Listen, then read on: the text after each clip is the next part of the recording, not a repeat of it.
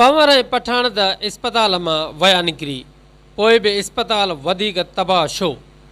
आख़िर इन इस्पताल सां एॾो नूंद आहे छो? मधे जी इस्पताल जो को धणी न साईं। बदकिस्मतीअ सां हिक पासे इस्पताल जी बजट खे डॉक्टर ऐं पैरामेडिक अमलो गॾिजी उॾाईअ वांगुरु खाई रहियो आहे, त ॿिए पासे इस्पताल में आयल अबोज मरीज़ अमले हथां लुटजण लॻा आहिनि। इस्पताल में मुक़ररु MS डॉक्टर आगा फरीद पठान जाली MS आहे या असुली आहे या नकुली, का बि ख़बर नथी पवे। बसि अंधेर नगरी लॻी पई आहे। हिकु ॾींहुं ज़िले जो ऑफिसर DHO डॉक्टर अब्दुल्ला चने खे इस्पताल जो MS मुक़ररु करण जो लेटर जारी करे थो, त वरी ॿिए ॾींहुं डॉक्टर आगा फरीद पठान अची वेचारे गुगदाम डॉक्टर अब्दुल्ला चने खे कुर्सी तां उथारे घर रवानो करे थो।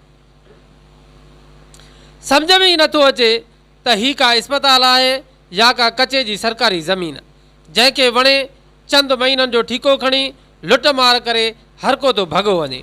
न को कंहिंखे सरकार जो भोबोलो आहे ऐं न ई वरी को शहर जे सियासी समाजी अॻुवाणनि भोतारनि कमारियनि तोड़े शऊरवंदनि जो।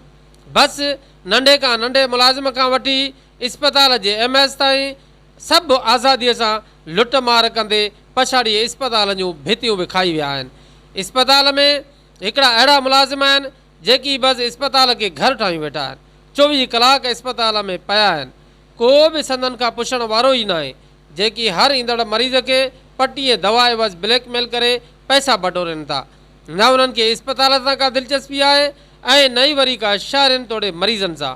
बसि दिलचस्पी आहे त सिर्फ़ु पैसे सां।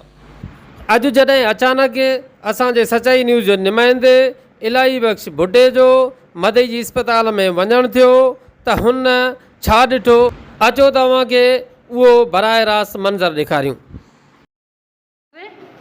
दाखिला जा बाबा शाही दाखिला कराया दाखिला कराना हमारा पेशेंट कोई दाखिल कया आ गला पैसा ना होसे गला पैसा ना होसे बस होते के मानो दाखिल का हम कर एने हित दाखिल के बस होते दाखिल ना है पट्टी की दाऊं पट्टी कर देना पट्टी है बस होते दाखिला है साईं हिते ता पट्टी कराया।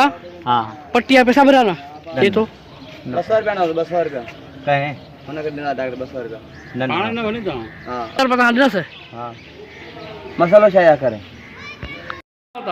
होना दिनो बयान पान पट्टी रे भाऊ बाबा 200 रुपया चे तो बताते मुखो गैर कानूनी असा बताई ना ता हरु बोलो खबर इन में जा हरु बोलो सांगे जी बेइज्जती कियो सुबह मर्दान जो आओ जाने खबर इन में जा बेगुनाह माण्हू जो ताई भरियो या हरु भरु कर बाबा ये कर सर भरु असा साजो कया कुछ भी कोनी करो मसलो कोनी।